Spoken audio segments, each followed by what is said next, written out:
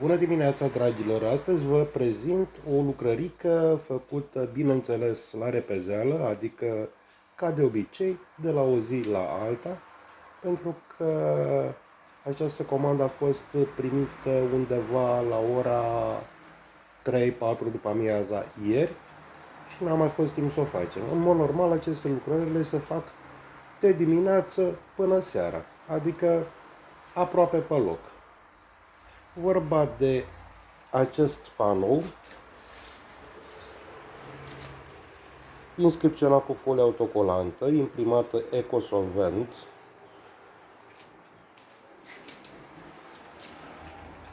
Panoul este din foama lux, un material rezistent la exterior, care cam dispăruse într-o vreme după piață, un material extraordinar de bun și de rezistent.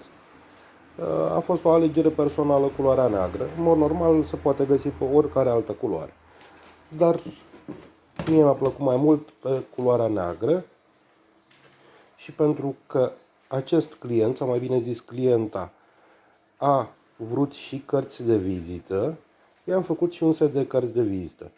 Grafica la toată treaba asta, fiind cam aceeași, a fost taxată doar o singură dată. De aceea, un sfat.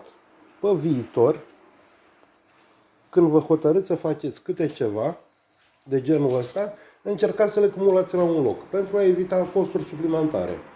Uitați, aici avem și cărțile vizită aferente.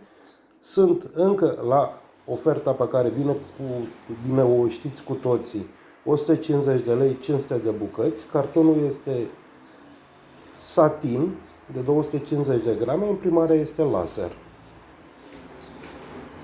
Iar tăierea se face automat pe o mașină de genul ăsta, astfel încât toate cărțile de vizită sunt efectiv la aceeași dimensiune. Dimensiunea standard, vă reamintesc, în Europa este 9 cm pe 5 cm. Așadar, panoul